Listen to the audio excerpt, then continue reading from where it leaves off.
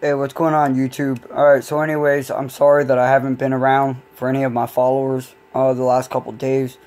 I've gotten I switched pharmacies on some medication, and I think the different brand is really agitating me right now. So I'm having some really hard side effects that I've been dealing with. I've been very sleepy. I've been very out of it. So again, I apologize, guys, for not bringing you guys the current news for the last couple of days. But hopefully, everything that I've been showing you guys and where to look for this stuff, hopefully you guys been keeping up on some of the stuff that's been going around the world. So I'm just going to pick up from today, and we'll discuss a little bit as I record. I got a couple things to talk to you guys about.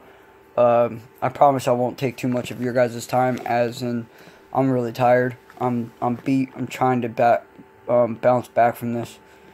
So, anyways, I want to talk to you guys. As most of you guys know, with United States over there in North Korea and South Korea and whatnot, United States has deployed a THAAD system, an anti-missile system within South Korea. And China and everyone's been telling the United States to not put it up there because it's sort of like a provocation to North Korea for shooting off all the missiles. With everything that we have over there, we have 3 air carriers out in the Korean Peninsula: the Carl Vinson, the USS Ronald Reagan, and the USS Nimitz. It should be on its way there or really close to being there by now. It takes these ships if it leaves the west coast of the United States, it takes them roughly about 4 or 5 days to get there. It's a lot of water to travel through. Well, I'm not sure if you guys were aware, but 2 days ago, it was being discovered by Moon, the South Korean president, that United States not only in fact had 1 THAAD system, but there was 4 more that was discovered inside South Korea that he didn't know about, nor his people. The United States snuck them in and didn't tell the people over there about it. So China's really urging them to get them the hell out of the region. And it all comes back to as if one of them was a provocation of war, show of might. But now there's 5 of them total. 4 of them were secretly deployed and no one knew about it. So there's an article on RT News. I'll post a link in the description. China's urging the United States to pull the THAAD systems out of South Korea after their secretive deployment of 4 of them. You guys can read up on that. Again, like I said, with all the missile strikes that North Korea has been making, all the unsanctioned testing of the rockets, all the underground nuclear testing. Again, United States just, showing force of, just being over there saying that you can't do that, and he just keeps sending and sending and sending. And I've said this before, I'm wondering how much more longer it'll take before, Trump actually says, all right, send them in. You don't send all that equipment there and waste millions of tax dollars on the fuel for these ships. You don't get all the military involved if nothing's going to happen. So I'm really wondering not if it's going to pop off, but when. Okay. Alright, so we'll go on. Again, the link will be in the description. You guys can read this. It gives a great description of what was found and what's already in place and kind of a backdrop of the history within the last month of this. Alright, so in other news, we've been talking about the Philippines. Everything that's been going on in Marawi City. If you guys not sure, you can go back in a couple of my old past videos. I've been commenting a little bit about the terrorist activity, ISIS, Saif groups, militants, fighting the military, with the city of Marawi being martial law for 60 days at least. And I also said that, with everything going on and the recent failed raid that went over there when they were trying to get one of the head commanders of the terrorist organization, that they ended up waking up all the sleeper cells within Marawi City for the terrorist group, and they've been waging battles against each other. That city's pretty much a war zone at the moment. I stated that this is going to start opening up, awakening other sleeper cells. I've got inside sources that's been messaging one of my buddies on Facebook. Again, I can't say any names. I won't say any names. But, this person said that they were only over there to find, the mineral deposits. And again, I showed proof of how United States has known that since way back at least at 2012. Well, there's a new article. I don't know if a lot of you guys know. There's been a casino robbery in the Philippines. Philippine casino robber kills himself in the gunfire. He committed suicide. He took his own life after the fact of he at least 30 people have been injured, and there's no reports of deaths. There was $2.27 million worth of casino chips stolen during the robbery, but they have been recovered. The police chief is saying that it's feared to be a terrorist attack, but they're not going to roll it out until they know all the facts. But that's what they're being stated as, what they think it is. Again, like I said, it's not 100% sure. But, with all the recent terrorist activity that's been going on over in the Philippines been in the news for quite some time now. They were barely even heard of. It was a country that, would rather just be left alone.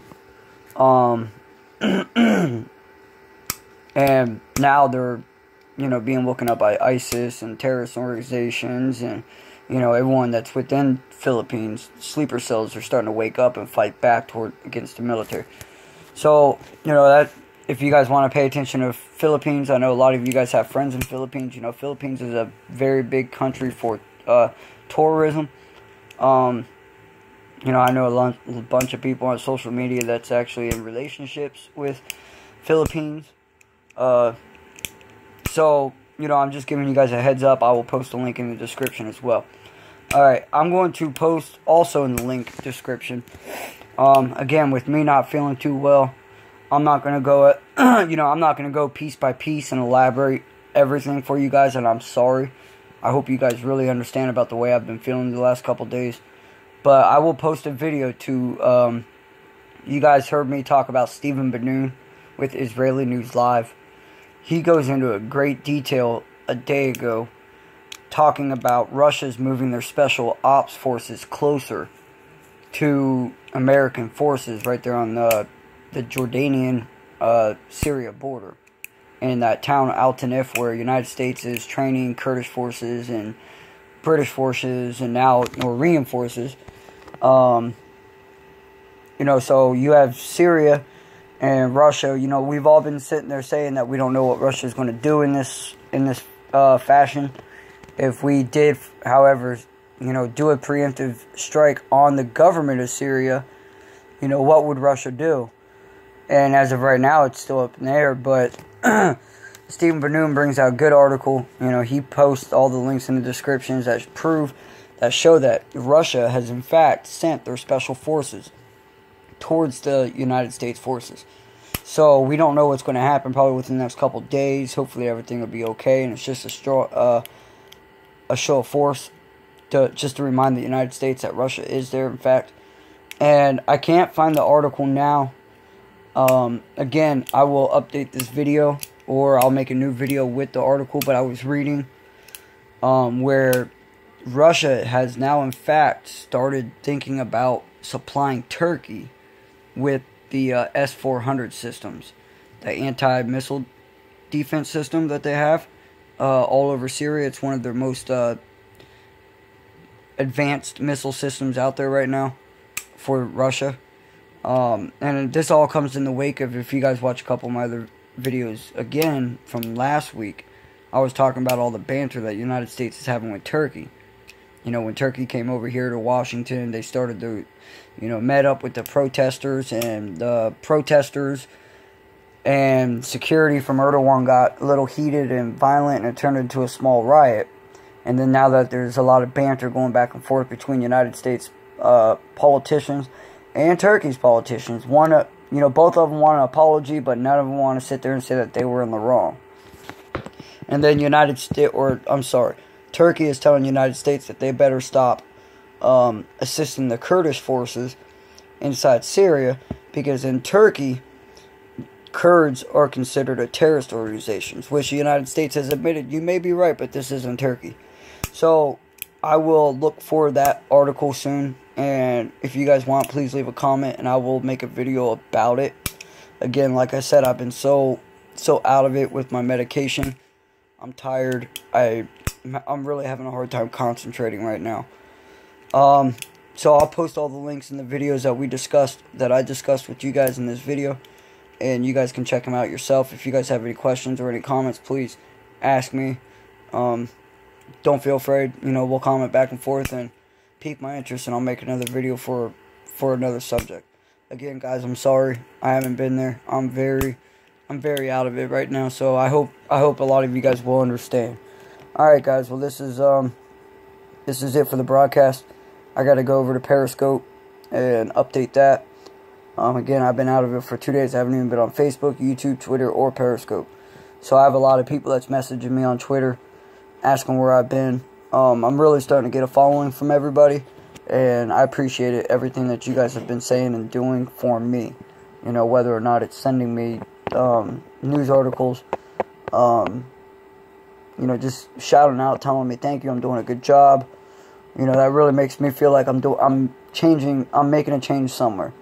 Even though if it's a small one. You throw a rock into a river or in the water, it starts off as small ripples, but eventually it'll turn into a big wave.